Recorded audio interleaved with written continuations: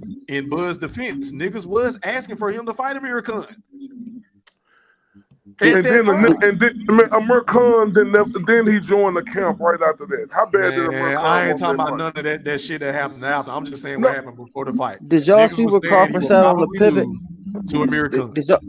Did y'all see what Crawford said on the Pivot show when he interviewed with the three brothers, the ex-NFL players? Make a long story short, he said that all the wins are hard to come by, even the ones that look easy because of drill and training camps you got to go through. Yeah, he So would I say mean, that. that substantiates him saying that all his wins are signature victories. Because we can sit up here and talk all day about what's signature and whatnot, but we're not doing 3-day workouts a day and being away from our family and Man, starving who ourselves to gives a make weight. shit?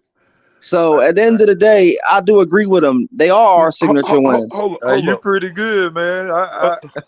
You a I'm good just keeping it 100. representative for Team Crawford. I Look, appreciate you, big, man. big. No, he not Ayo, pretty good. Let me tell you why I'm Ayo, finna debunk that shit. I This nigga appreciate just you. said, Terence Crawford said, all his wins are hard. Of course he gonna get on there and throw a pity party for them, because people always talk about his weak ass resume. So of course he gonna try to downplay and say, man, all of these fights are tough. We ain't trying to hear none of that nonsense ass shit Terence Crawford talking about. That's propaganda, fam. He He playing to got a the weak audience. resume. He got a weak resume, but he's considered the better fighter and the more accomplished fighter than Who Spence. That makes consider a him lot of that? sense.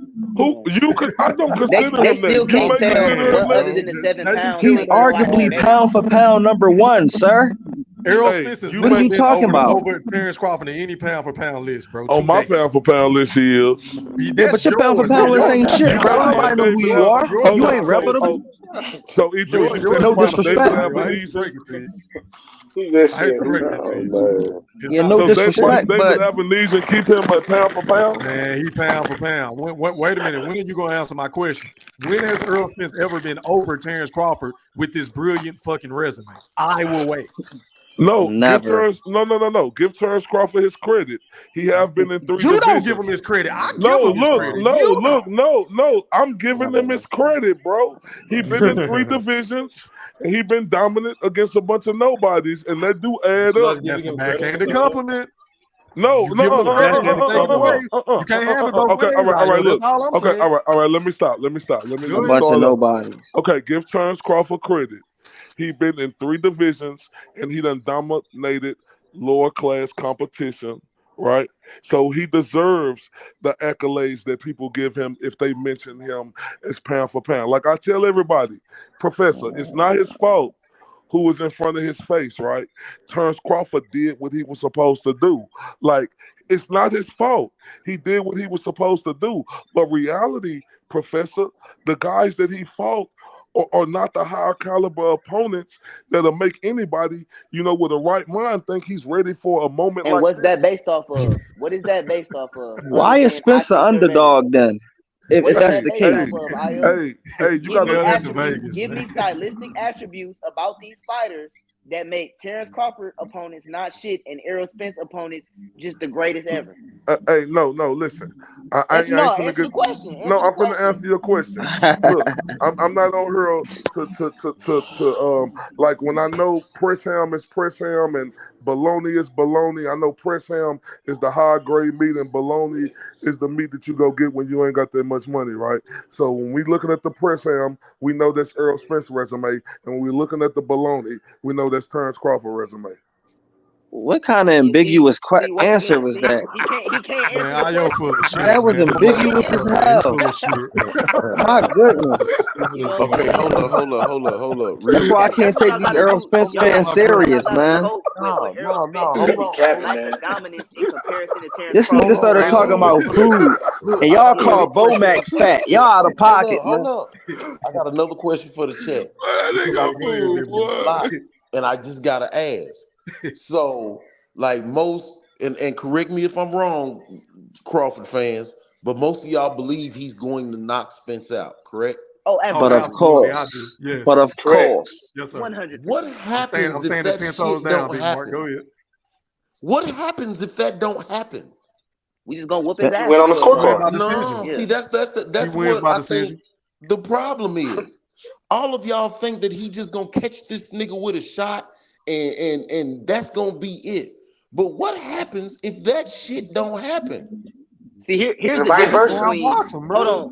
Here's Vice the difference, versa. I don't right? think Because see, he Ugas can't was Go able to ahead, outbox catch him Earl with Professor. a Go for ahead. shot. 12 rounds. Look. Ugas was able to catch him with a shot, right? Danny Garcia was able to catch him with a shot. Sean Porter was able to catch him with a shot. But the difference is Terence Crawford follow up. Terence Crawford gonna catch him with a shot, and he gonna hit him with 2-3 more. I That's the didn't be saying difference. that. And Crawford With punch power. placement is far better than any of them fighters. If you With hit after power. round 8 in the Ugas fight, But Errol now let Spence me is ask you winching this. at them body shots. Take Okay, out the that mouth. sounds Yeah, great. he Now don't let me take body ask you shots this. well. Bud about to fuck What that body happens up. 2, if 3, Earl 4. catches him first? Then we salute him. Right. Oh, okay. At least long as you know. He Long gonna We eat Earl salute shit. him. He gonna as eat you Earl know. shit. But Hey, He gonna hey, eat Professor, let that. me ask you a question, Big Professor. Mark. Don't tell Big me He what gonna Mark. eat to do. Earl shit. And I didn't Hey, Professor, Big who Mark. gets stronger as the I seen rounds go Avenesian on? make your knees click. Big Mark. Oh man, he On the couldn't drop Mikey Garcia. on the flip side, man, what's gonna happen when Terence Crawford don't start wilting and his bones don't start breaking? Then what? What if he walking through them punches like When he take that Avenesia jab is a away. good fighter, That man. sounds like Bro, the game plan. they're We both just great gonna fighters, out but muscle him and out hustle him and till his look, this bones is the start only reason breaking. I'm asking these questions. The reason why I'm asking them because I've never heard, and since they signed the fight, I haven't heard one Bud fan say that he's going to just beat him and outbox him for 12 rounds. Because I think that y'all know, just like we know, he can't do that for 12 rounds. He coming to whoop his ass. Okay. He can definitely do it for He 12 can. rounds. It's just not gonna last He that coming to long. whoop That's that where y'all don't ass. get it. Okay. The man Hey, run can up y'all hear me? 2,000 steps every week in camp at high altitude. Okay. He can do it. All right, bro. 35-year-old man. Hey, hold up. Can y'all hear me, y'all? Yes, sir. Hey, so Mosquito. Yeah. So you talking about on the flip hand, if they do that, let me ask you something, Eddie Atlas. Who more stronger as the rounds go on, in your opinion? And this ain't about who me and you think gonna win. We know who we think each other gonna win. But who you think be stronger as the rounds go on? They haven't been in there with one another, so we don't know. I think it's Terence Crawford. Man, stop ducking my I don't question. know. Bud has knocked everybody out every round. Nah, Mosquito, stop ducking my question, I'm Mosquito. not ducking your question. We won't know that until they end it together, man. So, The thing Mosquito. is, I think Terence Crawford. Hold up, Professor. The Mosquito. Okay, fuck it if they fought. Let's go off their opponents. Who looks stronger as the round go on, sir? shit, Crawford getting late round knockouts. But Yeah. hold up. So hold up, Professor. Professor, I know you like numbers, right? You know Errol Spence knockout ratio better than Terence Crawford, right? By 2%, right? By 2%, Boy, right? y'all love running with that Like shit. you We be knocking out bombs. Hey, I'm lying. Hey, go Thriller. Hey, go Thriller. I'm lying. If Terence Crawford was Hey, knocking out yo, bombs, he was definitely knocking out bombs. yo, can I answer this question? Hey, go Thriller. I'm lying. Go Thriller. Yeah, you I'm lying. lying. I'm lying. Go Earl Thriller. was knocking out bombs. Go ahead, Dre. Can I answer this question? The numbers will point to Terence Crawford being a stronger one as the fight go on because he got more late round stoppage. When the last time Earl stopped somebody in the 11th, 10th, or 12th round? Okay. Can I answer that? Hey, look. Let me answer that question for you, Dre. What you calling me, Dre? From what? Southwest? Southwest Philly, baby. You already know. Hey, shout out to the 215, right? But let me holler at you real quick. Look, Terence Crawford is knocking out people because they still got jobs and they still trying to box. Them the type of Oh my opponents he God. Oh my God. This dude is next level. You be trolling, Io. I swear, you don't believe the shit you say for real. You don't believe 25% of the shit you say. Oh I my know you don't. goodness. You So making this Porter shit up. had a That dude job, is a huh? character, man. You don't believe Oh that shit. Jesus. Hey, only if He you probably even knew. more Hey, funnier Dre. now than me. Hey, Dre from Southwest Philly, Mr. 215. Only if you knew what I knew about Porter going into that fight. I ain't the one to spill the beans, but trust me, only if you knew. Man, that shit don't matter. That's his fucking fault. Oh my God. I mean, technically, if we just want to all keep it a buck, Sean Porter did have a second job walking into that fight. What, a podcaster? Shit, that's work. That ain't no So job, I have a bro. question. How come we can accept Whose fault is that? Y'all Sean Porter y'all excuses? niggas love making excuses. Man. I'm in the Why can't we resorts accept? business. Whose fault is that? Did nobody tell him to start podcasting? That was his I mean, choice. how's that an excuse? So That ain't nothing but the truth. so E-Thriller, you can't handle the Just truth. like, wait a minute, hold on, Ayo. Just like I can go right now downstairs, go take a shit. I have a choice on whether or not I want to wipe my ass or not. That's up to me. I have a choice. Oh, Hey, it's the Errol only thing fans. that's the truth. Hey, Errol fans. Why is Sean Porter I mean, it'd be a excusing bad some shit but Kell Brook excuses? Why can't y'all keep that same energy across the board? Because if we accepting Sean Porter excuses, then we got it. Y'all got to accept Kell Brook excuse. What's Kell? Good point. Hold on. All right. Let me talk. Let me holler at you, my The guy. clip he Yeah, could have Brooke just was way played. That was trained. his That's what he excuse. said, Io. I played the interview, bro. No, I don't give a fuck what that broken down ass See, Kell you don't Brook got care to when say. it don't hit your narrative. No, I don't. No. Look, you gotta understand. Look, you can't take a motherfucker who sniff coke seriously, right? Look, and I'm saying this. Look, and I'm saying this respectfully. You gonna always feel like. Look, when he fought Terence Crawford, and look, I say this, and I'm not hostile. Hey, somebody got some feedback again, man. Go ahead, Io. Hey, when he fought Terence Crawford, that was the worst of that. Is that me? I think so. I don't know. Somebody got some feedback. Let me see. Let me press mute. Nah, that's not you, Io. It's somebody else, bro. Mute your audio. Hey, so look. Of course, hey, Fish, tell me if I'm lying. Can I talk to my bright brother, General Big Fish, real quick? Absolutely. Hey, General Big Fish, tell me if I'm lying. Like, if you fought a guy who like way past his prime, and you still in yours, and you give him the ass whooping of a lifetime, it's gonna feel worse than the ass whooping that you got stopped against Errol Spence, right? Because it's later in your career. You're really not the same guy you used to be. When you fought Errol Spence, you were still considered that guy. Now let's No, lay he out the wasn't. He just circumstances. lost from Golovkin, bro. What are you talking about? Hold Let's on, really dig. no. He's right. Let's really He's dig right. into the details No, of he's both. Kell not. Brook He's had not never right. No, he's lost to not a right. welterweight till he lost to Spence. That doesn't matter, bro. What the Let's go fuck you side by side. mean? He still was an underdog. And look what Bernard Hopkins said. B-Hop said when you get a beating like Brook took, you at least need like a year off in a step-up fight. He never got either. And that's a Hall of Fame boxer saying that.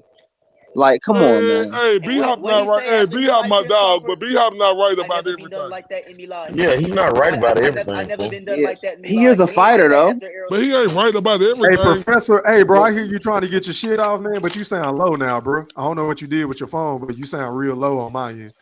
He didn't say a step up. My bad. He just said a year off. Not a step up, but a year off. Yeah, but that's Yeah. easy. Yeah, that's easy to say. Take a year off. That's what all them other guys did when Errol Spence got the belt. Oh, he needs to fight one more fight. Man, miss me with that shit. Hey, Io, let me ask you a question. What was Spence on, since you talk about Brook snorting coke, what was Spence on when he was in the bed and he was like, the what? What? What was he on when he was talking like that? That was fake. That was fake. Hey, Man, we that was a like talking fake, about bro. boxing. Oh, that was We fake kind of now. like talking Yeah, that shit about. was fake. Yeah, I ain't even Hey, buying that, Dre. I ain't even y'all- doing a show on that stupid You ass think that shit. was fake? Man, that shit was fake, bro. That shit wasn't All real. right, no First of problem. all, No you couldn't problem. even I see the got nigga cooked face, so because how I we said even that know was he was fake. drunk I or got anything? cooked because I said it was fake. Yeah, that shit was fake. Now, hey, the reason why I Thriller, said you that can hear because me, baby? Crawford, the reason why I said that because Crawford said to him when they was arguing on Twitter after the fight fell out, he said, you got to stop doing what you're doing. And I ain't going to put it out there, but you know what I'm talking about. So that could Yeah, have been, he you know what I'm said saying? that, Could have been bro. some substance. Crawford also the same guy who said this ain't the hardest fight of his year. How can you believe that must proceed of a He person? said he don't know if it is. And it may not be. Bro, It may so not be. hold up, Dre, from the 215. Look, I ain't finna be stupid. I'm not a stupid Errol Spence fan. I know Terence Crawford is the toughest fucking fight Errol Spence got. Now, you as a Terence Crawford guy, you telling me Errol not his toughest fight today? I'm gonna keep it 100 with you, bro. I'm gonna keep it 100. It can be, bro. It may be. I don't know yet. They got to fight, but it can be. Bro, hold up. I don't think so. I think Errol Spence tailor made for Crawford. I do too, but we Tailor-made. never know until they get in the ring. Tailor made. Tailor made. So hold up. Y'all talking like Spence Jeff Horn or something? I think once Crawford adjusts to him, He he's going to is. style on him, bro. I think the first 3-4 rounds are going to be tough, but once he adjusts and get his cadence down, I think it's going to be over. He's the Mosquito, black you gonna let Antonio them talk? Margarito. Mosquito, That's where's who Errol Spence is. The black Mosquito? Antonio Margarito. Mosquito, Jeff Horn got a better win. Where's Mosquito? Right here. What's up? Mosquito, do you hear this shit? So, Mosquito, let me ask you, sir, because see, I'm a realist, right? Even though I talk about Terence Crawford's resume, Terence Crawford did what the fuck he was supposed to do against that resume, and he wiped him the fuck out. Just because I think Errol Spence gonna win, I know Terence Crawford is his toughest fight today. Is Errol Spence Terence Crawford toughest fight today, Mosquito? Yeah, I believe he is.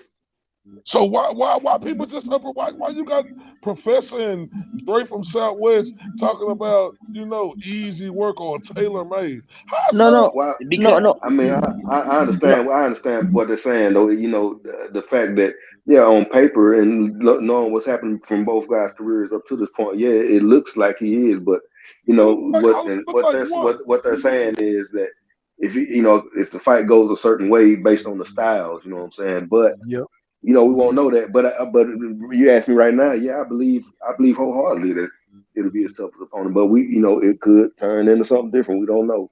What about the black Paso? You already know my take. I get what Dre them saying, bro. Like they don't know until they get in the ring, bro. So E3. Hold up. Because Earl been saying it's gonna be a one-sided ass whooping, but then he'll turn around and say it's gonna be the fight of the century. Which I mean, come on, Earl been giving Crawford respect this whole goddamn thing. Has he? No, the fuck he has not. Boy, you a motherfucking lie. So Earl ain't been with Crawford. Man, that nigga been married. Crawford ain't Hey, E Thriller. He said Top Rank had good matchmakers, didn't they? That matchmakers ain't in the business. You ain't fought nobody. It's a one-sided ass. Shit, I want that Top Rank guy. E Thriller. I made this fight because negotiations was excruciating. Dealing with it, like he been throwing blood in the first time and time again, bro. I'm glad you said that, E3, because hey, Mosquito, hey, General Big Fish, you know what his negotiation tactic was? A fucking coin flip. This nigga just wanted a fucking coin flip. That's the fucking transparency. Cause he A-side. Earl agreed to it. A-side. He the A- He A-side. Hey, yo, can I? We wouldn't have had no fight. Hey, yo, can I ask y'all a question? Hey, Dre, I'm gonna let you say this. Let me respond to Ayo real quick about that. All right. Hey, hold on, y'all. Earl tweeted this whenever they was having that back and forth during the negotiation shit. He said, "Hey, Terence Crawford, you seen the opportunity and two, it gets your money. I'm not knocking shit you got going, but don't act like we didn't give you everything you asked for. Shit. I even said you can walk out last with a laughing emoji. So why do you turn around and bitch and moan about it, Earl? I don't get it. Why he moaning about it? He care about who walked out last, man. That's he kept bringing the shit up, J. Cool. Ego. Bud got an ego trip, and y'all don't see that shit. If he didn't care why he bring it up. Was that who was sleeping, man? You gonna have an ego when you more accomplished than a fighter. If he didn't care why he bring it up. Hold on, J. Cool. Let me ask you this. So what is he saying right here then? Why even tweet this? If you're gonna turn around and bitch about it later on, I don't get it. That's some Ryan Garcia shit, right? So there. Look, like you didn't agree to the weight clause, but then you want to bitch him on about it in every goddamn press conference. We don't want to hear this shit, Ryan. Man. Same shit with But don't worry about it. He get his ass beat for the coin toss, for all that shit. Hey, if I'm Terence Crawford, I walk out first. I mean, this is just me. Tell me if I'm reaching when I say this. If I'm Terence Crawford, I walk out first and have them announce me last. What's your thoughts on that, E3? And everybody else after E3. I mean, if that's I see you, Pitch. You on here, bro? You said what? I couldn't hear you, bro. I said, what's your thoughts on this? If you don't mind me asking you and the whole. Yeah, go ahead. If I'm Terence Crawford, this is me. I take the walkout first and get announced last. What's your thoughts, E3? I think Terence Crawford is going to take the walkout last and get announced first. Do you think that's favorable? And do you think that's favorable, or do you think it's more favorable of him getting his name called last, bro, and saying former, like former? I think it's personal preference. For me, if it was me, I wouldn't give a fuck either way. To be honest with you, to answer your question. But for Bud, I don't know what he's gonna do. But I think he's gonna walk out last and get announced first. That's what I think. He's gonna walk out with Eminem. He's gonna walk out with Eminem. And to be honest, it's gonna be more Errol fans in the stadium. So when he hear all them people cheering Errol right before the fight, it's gonna fire him up. It's gonna make. I don't know if it's gonna be more Errol fans, bro. It don't matter. He walking out first. Anyway, he gonna get introduced. Man, you gonna have 66 niggas from Omaha. That's it. Eminem. remember when he fought Jeff Horn, he had 8,000 people coming. When he fought Porter, it was 11,000. So a couple thousand gonna show up for him. Trust me. Fight it. But they both was in Vegas. Both fights were in Vegas. Who was on the undercard? I'm talking. I'm not sure, but when he fought Porter, it was No, 11,000. Terence Crawford. Trust me. You said what? You got to look at the undercard. Who was on that undercard? Trust me. Mosquito, am I lying? Mosquito, I ain't hating on Crawford. Am I lying, Mosquito? Crawford put 11,000 people out for Porter for the Porter fight. Say, hey, look, and y'all think I'm bullshitting. His fight in Omaha, they gave away 10,000 tickets. I knew this shit was coming. And they be giving away Errol Spence tickets too. Man, no, they don't. Yo, neither of them are big draws, bro. Neither of them are household names, bro. They need each other. I say, Ayo. Them Ugas tickets were cheaper than getting in the damn cabaret on Saturday night, man. Hey, look though, Mosquito. This the difference though. Mosquito. He had 40,000 in the building though. That's the difference. So they say. With them tickets was priced. Hey, I was there. So they say. Hey, Professor. Guess who I was there with? I was there with all Team Crawford except Bomac and Crawford. Everybody else was with me, chilling. So they say. Just like Brian Custer said, the show sold out. They still got hundreds of tickets left. They always be capping, bro. So they say. Bro, it's a couple. Why do you watch it? Why do you watch sports if you don't believe nothing? Sold out means they at least 90% capacity. Hey. Excuse me, They're not though. You sound very skeptical of everything. So why do you even waste your time watching this if you don't believe nothing? And I watch it for the love of the sport, the nuances, the actual sport that's taking place. But my thing is, a lot of times they say stuff to patent people's numbers and stuff. Like, just like in the NBA, sometimes they bring everybody to the front to make it look packed out. It's documentaries on that, bro. So why they don't pad Bud numbers then? I never said they didn't. He put in like 11,000 in Vegas. No, his numbers are low. They need to be padded. They said why didn't Bob Arum say that Terence Crawford did 500,000 pay-per-views when it's just that easy to lie about everything? Has Errol done 500,000 pay-per-views? No. See, I'm giving a hypothetical question. So don't do the technical shit. This is my argument. We're talking about don't change the concept. Somebody audio popping, bro. I don't know who audio it is, but somebody need to roll out the ring and come back in, bro. That shit fucking up the show, man. Go ahead, Fish and Dre. Yeah, this is my argument, bro. This is all I'm saying. All I'm saying is neither of them are household names and big draws. That's all I'm saying, bro. Am I lying when I say that? Oh, it's mosquito spray. I see it now. None of them have above average numbers. Press they mute E3 so we can see who it is. It's mosquito spray. I see it. Okay, it's mosquito spray. Hey, bro, yeah, something going on with your audio, Mosquito. Y'all go ahead. I think it was mosquito spray. Yeah, but am I capping when I say that though? Yeah, you capping like a mother, nigga. You know you is. So Spence is a household name? The household name, nigga. He ain't no household name, you bro. tweaking, bro. Tank is more of a household name than Spence. I ain't hating on Tank. Tank is a household name, so I ain't even finna do that. Like Tank is, I ain't from the front on Tank like that. We know who Tank is, right? But if you don't think Errol Spence is a household name, bro, you got to be like even Terence Crawford. Even though I talk about the dude, he a household name. I don't talk about Terence Crawford as him not being a household name. I talk about Terence Crawford as not being more popular than Errol Spence. So to answer your question, yes, sir, they're both household names. A household name is when you walk down the street and ask the average person, do they know who they are? And they do. Mayweather or like Pacquiao or Sugar Ray Leonard was a household name. You know how many... The younger generation don't even know Spence and Crawford like that. Honestly, this is my opinion. I could be wrong. A lot of people out here talking about the fight are people in their late 20s and 30s, bro. When I talk to the young niggas at work, they saying in their circles, it ain't even like it's not being promoted like Tank and Ryan was. So a lot of young niggas in my Oh, What? I was gonna say I'm a young nigga, like, bro. I'm 23 in this bitch, and bro, ain't nothing. It's a few of us out here that really follow boxing, really know who Errol Spence is, bro. But to be honest, bro, most people ain't even been hip to Errol Spence except for the last couple years, for real, for real. They wasn't following him in the Kell Brook fight. Niggas was in high school when he fought Kell Brook, Hey, bro. Professor, I got a sister-in-law who 21. You hear me? She know about the Errol Spence fight. You in Texas though? No. Listen to me. I'm talking about everybody around the world. Look. Now I'm gonna say it like this. Where do your cousin live? No. Look.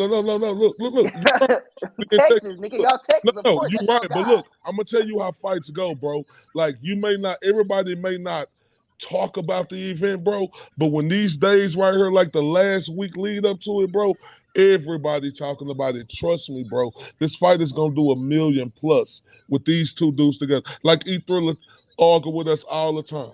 It takes two dance partners. Just because we talk that Errol Spence is bigger, it took him and Terence Crawford to make this a big thing. I promise you, everybody is going to be out, whether it's at a club, at a bar, or whether they're going to parties. Everybody gonna watch this fight. Trust me. I hope so. I just know where I'm at. Young niggas don't really be checking for Spence and Crawford like that. Not like dudes in their 30s and late 20s do. But that's just where I'm at though. They do know Spence more than Crawford. I will say that. Who care about you young the niggas? younger people, they shit. I think they spent money. They spent a lot of money with Tank and Ryan. That was a young nigga crowd for real, who was like into that fight and all that. That was for the hip hoppers and the TikTokers, man. Yep. So that shit was huge. Social media. Yeah. That shit was huge. Hey, but I'm buying the fight though, definitely. I'm buying that shit. bro, everybody buying. You got to. Everybody ain't gonna buy the fight, but bro, I cannot just fathom not 1 million people with 8 billion people in this world with this type of fight that's going on. That not 1 million people buy it, bro. I just cannot fathom that with this type of event. Like, if I'm wrong, I'll come on here and say I'm wrong. Oh, go ahead, Boxing. No. Go ahead. I just want to say something right after. I'm done. Go ahead. Oh, my bad. No, I heard, because I had a bet with my one of my boys about if it does more pay-per-view buys than Tank and Ryan, because it's looking like that. They're saying, Michael Compinger said, and take this with a grain of salt, Michael Compinger said that it has 1 million pre-order pay-per-view buys already. Really? I hope so, man. I'll jump for joy because this fight deserves it, bro. It's looking like he's gonna do more than Tank and Ryan. So Tank is not the face of boxing no more. Oh yeah, they doing a milli after today, bro. Bro, have they you hyped seen- that shit up today. Have you seen? Yo, So Tank is Hey, not hold the on, face of y'all. boxing, Hey, right? man. Hey, go ahead and speak your piece. What's up, fam? Go ahead, bro. Hey, man. But respectfully to the whole panel, man. I just got to say this to that last comment, man. My name Corey. Man, to this notion that everybody know who Terence Crawford is, man. I just want to say that that's totally absurd. Now, I don't know a bunch of boxing, but I'm 44, and I started off watching Sugar Ray and those guys all the way up till now. And it wasn't until I had a conversation with Mosquito Spray and Mr. Rothstein that I ever heard the name Terence Crawford. Now, one thing I can say is I know not too many people know who Earl is, but I can promise you even less know who Terence Crawford is. And Mosquito Spray, I know that's going to get under your skin when I say that, man, but trust me, man, don't nobody know who Terence Crawford is, man. Who is this guy, man? Who have he fought, man? And if he don't fight Earl, would anybody know who he is, man? That's all I want to put on y'all minds tonight, man. Who is Terence Crawford, man? Hey, who is Carmen Sandiego, man? Where is Waldo, man? And more importantly, man, who is Terence Crawford, man? For real, man, because don't nobody know this guy. Can I rebuttal that? Yeah, go ahead, Dre. You got it. Well, I do know this about Terence Crawford. I do know two times he had the most viewed fight on like cable television. Once was in 2014, and that was out of UFC, kickboxing, whatever. Once was in 2014 with Gamboa. Another time was in 2000, and that was HBO. Another time was in 2018 with Jose Benavidez. So I do know that much. And we also know he was ESPN Fighter of the Year. We know that too. 2018, that was the last one. 2018. The most viewed fight, yeah. Out of any like boxing fight in Constitution. And we know HBO was the leader of sports, and we know Gamboa was that nigga, so he had everybody around him. So stop it. What And about also 18 we though? What know about Turner. 2018? Listen, We knew. listen to answer Corey's question. I don't know who know Bud, but one thing I do know is this: he's always been on somebody's pound for pound list over Errol Spence Jr. That's all Talk that that fucking shit, matters. E You ain't Thriller. lied about He's that. won more belts. He's beat more undefeated fighters. And Saturday will be no different. Talk that shit, E Thriller. Shout out to my Dallas niggas. But yet he ain't the A side. But yet he ain't the A card. He gonna walk He out ain't like the the A same side. like him. He walking out like the A side. Hey, that's cool. He walking out like the A side. Go He ahead, made him Steve. do coin flips, give him money. Real quick, Corey, and now it's official, man. You officially aerosexual, brother. Corey, yeah, man. Hey, man, we've been on this bitch for 3 hours, man. Let's wrap it up because we got to double back tomorrow night for sure. After this weigh-in, man. Going out to Is My Opinion. Closing thoughts, my brother. Oh man, great show as always, man. IO funny, all you niggas is funny on this mug. I love coming on here. Keep up the great work. We are a day and a wake up away from Errol Spence getting knocked the fuck out. You know what I mean? Everybody light your blunts up and smoke on that big guppy pack. And I'm out. Appreciate you, man. All right, going out to Jay Cooley. Closing thoughts, man. All right, man. Appreciate you for having me on the panel, man. Anytime. Hey, you know what it is, man. Bud Lee, y'all ass to war. And we on water. Earl finna sink his boat, and we sinking all y'all boats. You know how it is. Man down. I'm out, bro. Appreciate you, Jay Cooley. All right, man. Going out to Professor. Closing thoughts, my guy. Hey man, it was great to be on the panel. I've been watching your shit for a minute, so it was good to get on, converse with y'all boys. A day and a half more, and then all aboard the Ass Whooping Express. Woo woo, Bud and 8. That's my closing thought. Already going out to Big Mark. Closing thoughts, bro. Big Mark. I think he done tapped out, man. Shout out to Big Mark, man. All right, man. Going out to Dre from Southwest Philly. Closing thoughts, my guy. Oh man, thanks for having me on as usual. Salute to the panel for being very, very respectful, even though we debate. Definitely going for Crawford for the win by stoppage, but much respect to Spence for having the heart to get in there. Great show as usual, man, and I'm gonna catch y'all on the next one. Appreciate you, Dre. Shout out to my niggas from Philly, man. Going out to Corey. Closing thoughts, my guy. Oh man, I've been enjoying you guys for a while. I appreciate the back and forth. Man, in less than 48 hours, we gonna know who right, man. Go Earl. Appreciate you, bro. Shout out to Corey, man. All right, man. Going out to Boxing Nerd 101. Closing thoughts, my guy. It's happening. This fight is happening. I could cry, bro. Oh my God, this fight's happening. Yeah. I'm so excited, bro. Deontay Wilder brought me from a casual to a super fan, and this fight has brought me to be a professional boxing analyst, and I'm very proud to be. No, I'm playing. I'm just excited. E3, I appreciate you for everything you've done for me, man. Yes, sir. I appreciate you getting me in this space. I always go back and pay homage to you, getting me on this boxing stuff and talking with all you great gentlemen. Shout out to everybody. Shout out to Mosquito Spray for increasing my knowledge and histories. Shout out to ILTBA for increasing my shit talk and everything else, man. I appreciate you. All you guys, my right brothers, General Big Fish and Quentin Bradley, IO, you, E3. Shout out to you guys. I'm excited. Can't wait. Already, man. Appreciate you, Boxing Nerd. Shout out to my niggas in Canada, man. Going out to Mosquito Spray, a.k.a. Eddie Atlas, a.k.a. the Boxing Historian on my panel. Closing thoughts, my brother. Yeah, appreciate you having me on, man. I apologize about my headset. I just got this whole in the mail yesterday, matter of fact. Shit. You good, bro. But I'm gonna get with you and see what time we're gonna do that breakdown tomorrow and everything. I'm looking forward to that and even more to the fight, man. I can't wait for this shit.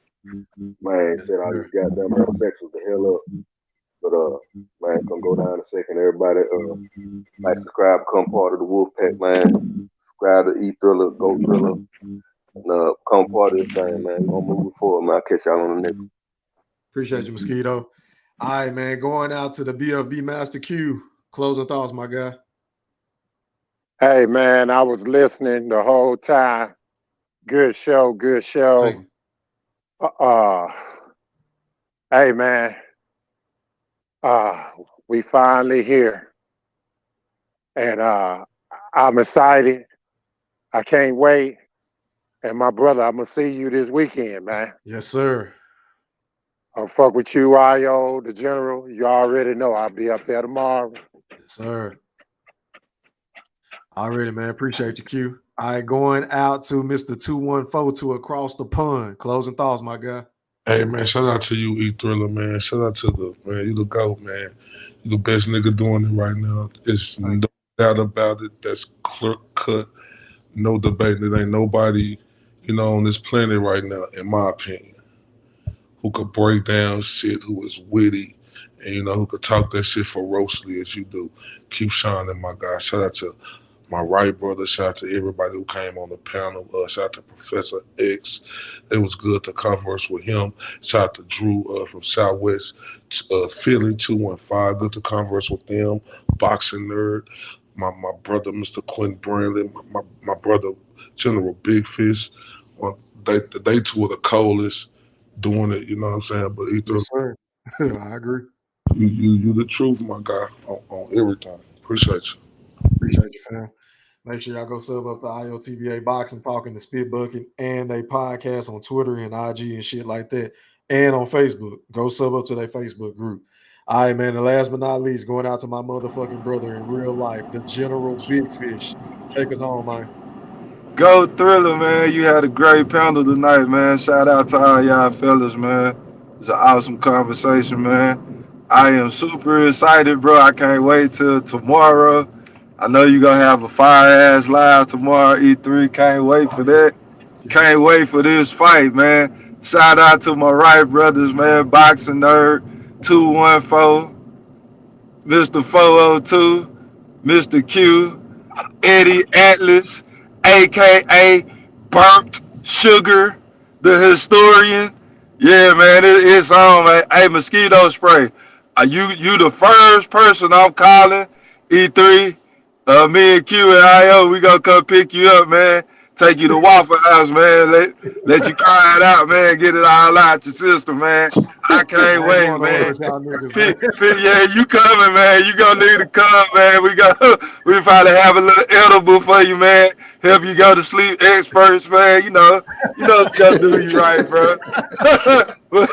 but peace to y'all, fam, man. This was a fun night, man.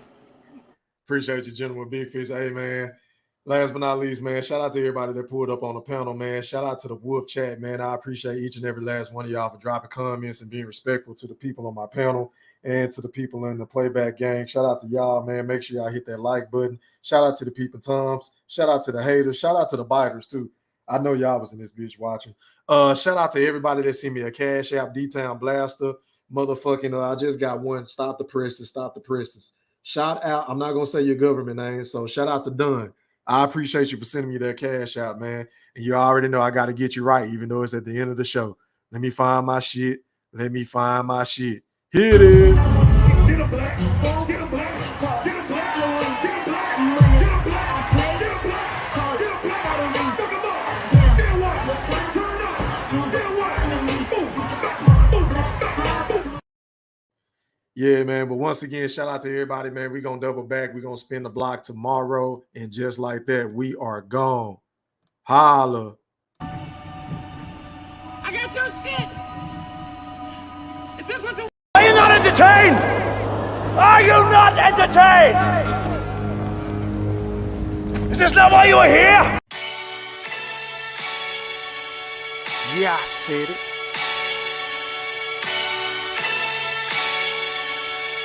Yeah, I said it.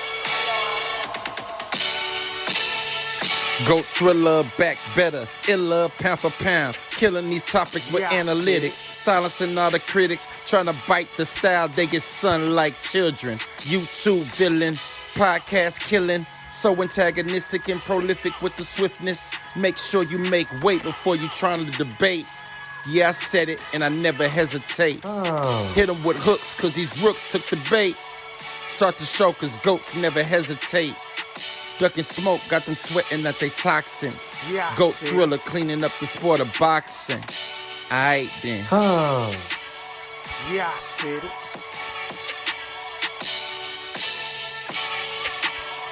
Yeah, I said it. I fucking wait. I am the greatest. Yeah, I said it.